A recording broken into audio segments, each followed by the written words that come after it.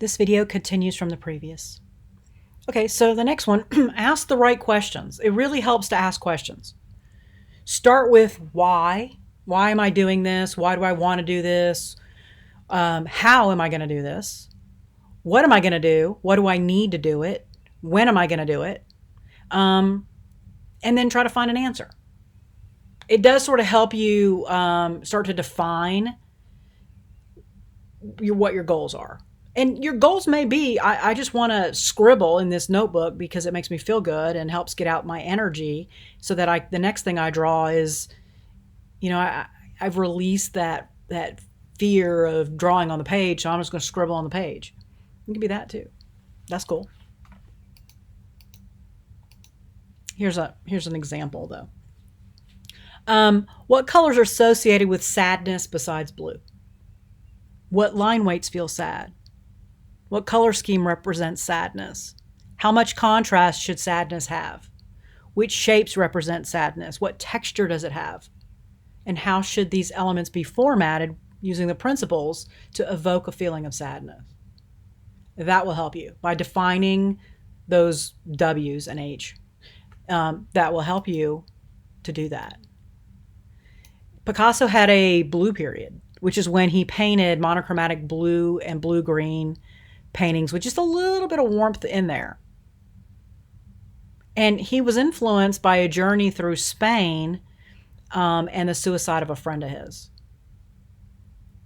And so Picasso's blue period literally is figuratively and literally blue, is the desolation of social outsiders. And as a result, they became some of his most famous works. Okay, so this painting isn't blue, but it's sad. Well, let's talk about what we know about the color white and the color black. And then the context. And then something else that's very important that we haven't discussed. Faces. Well, actually, kind of did a little bit, but faces. Put your finger over her face. Of course, her clenched fist sort of gives her away, her body language. Let's say body language more than faces, but usually body language in the face is huge.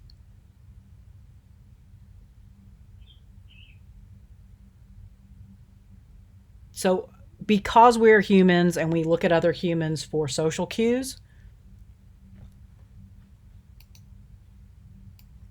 there are balloons, warm colors, and sunshine. This shouldn't be a sad painting, but it is. It's very sad. And again, because of the person. Look at her face.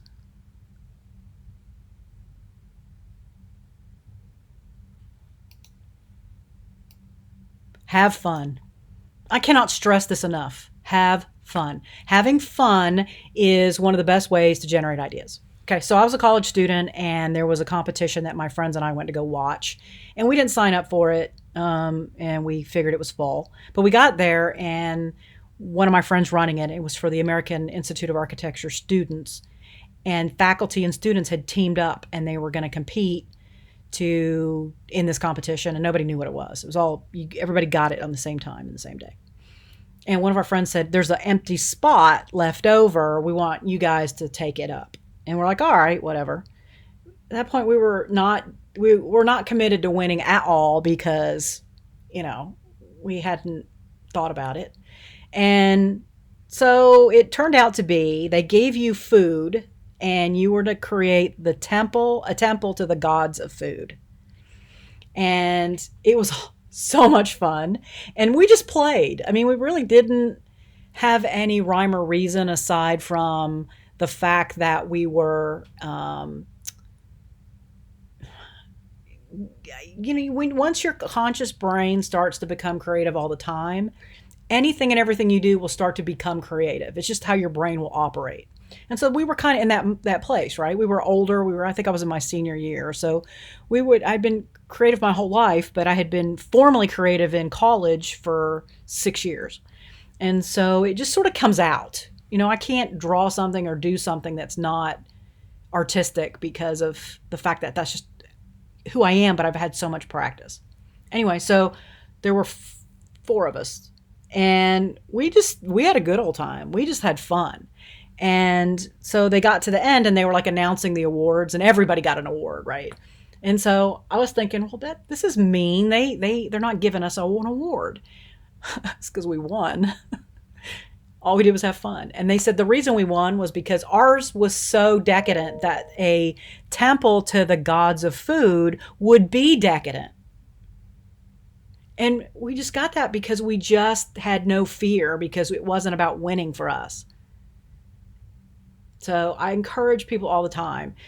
Having fun is one of the best ways to be creative, because you're not in that mode of being judged. Whoops.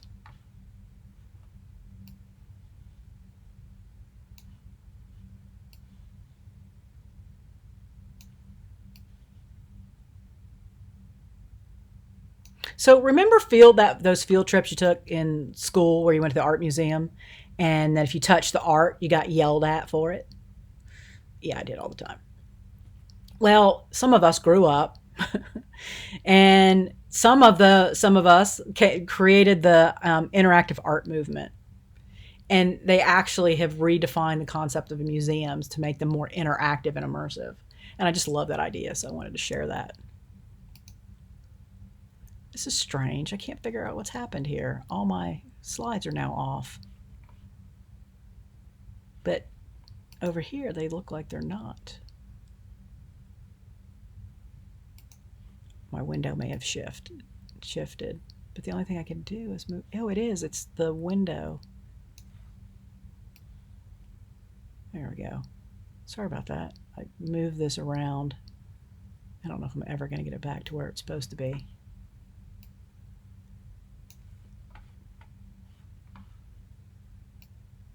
Now I'm just going to end up making a mess.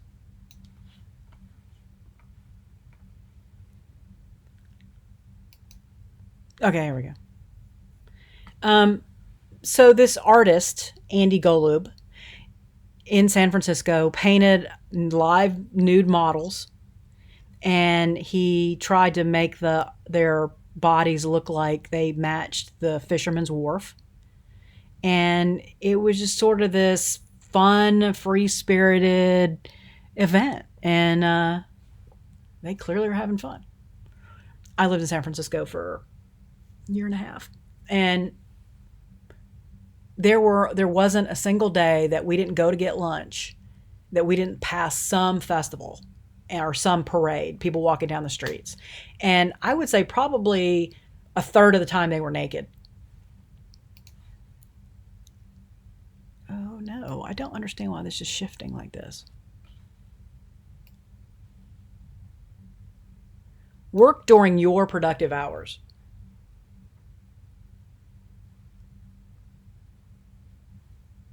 For some people, it's any time of the day, but for others, it's a specific time of the day. And make sure that you figure out what those are for you and work during your productive hours. That's one of the reasons this program's online. I find that when you force students into a lab to work on a project at a set time, their work is not as good as if you give them all the tools they need and turn them loose to work on their own.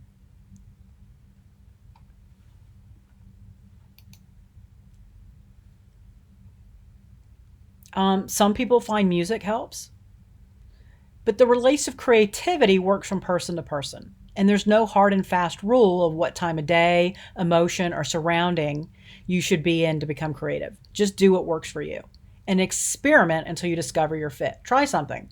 If it doesn't work, it's okay. You learn something. You learn what not to do.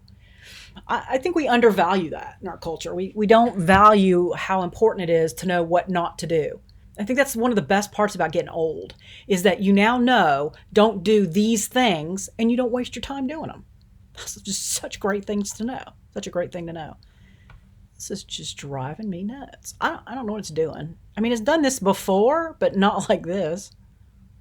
Look at that. Isn't that beautiful? Yeah. Yayoi Kusama does the mirrors, right? She's not the only one. But here he's done glass. And there's sound in it. I'd really like to experience that. Experiential art has become really popular as a way to... Let's keep going back and forth here. Build a network of fellow artists. I emphasize this constantly with students. One of the best ways to be creative is by hanging out with other creative people.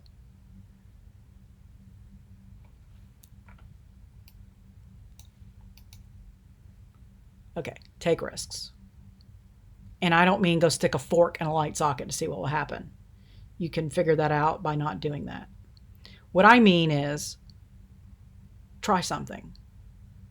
Risks allow you to think outside of the box. They allow you to look for unconventional and embrace the different. Creative thinking doesn't necessitate you to conform all the time. In fact, most of the ingenious concepts are born from deviation. I keep saying it, right? Get off that path, get into the weeds. Because if there's anything to be picked off the path, someone has gone before you and picked it up already. It's the stuff hiding in the weeds that you want to seek out.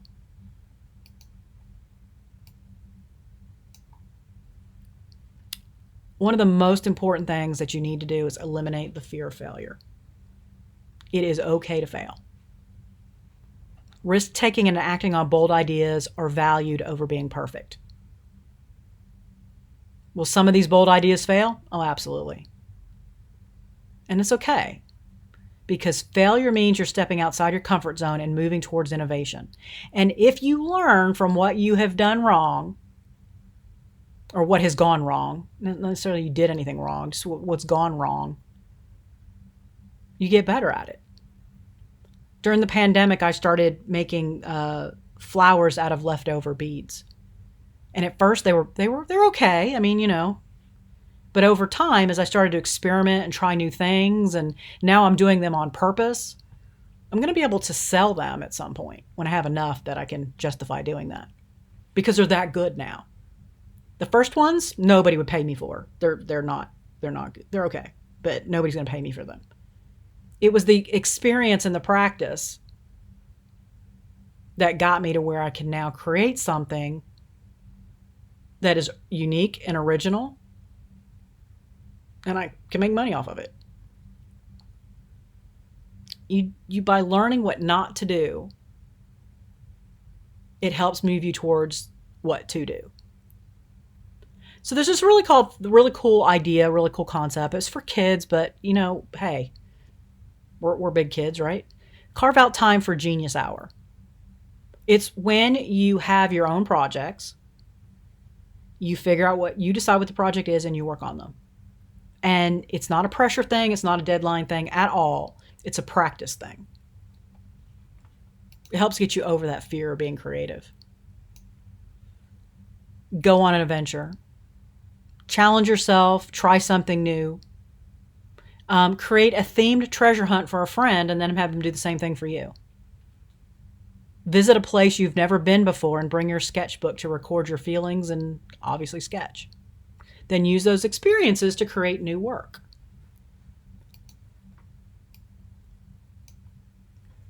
Adventures will also inspire you to take the risks necessary to do something original and innovative.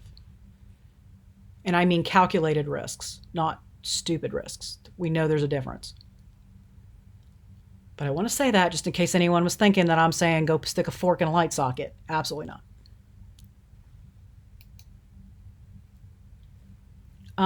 You know, talent isn't one of those things you have or you don't have. You can learn by doing, by showing up, by working hard and supporting yourself. And you'll grow. I've seen it in my own life. I mean, I may have started off with something that was called talent, but over the years, I nurtured it and developed it into something way beyond I was ever born with.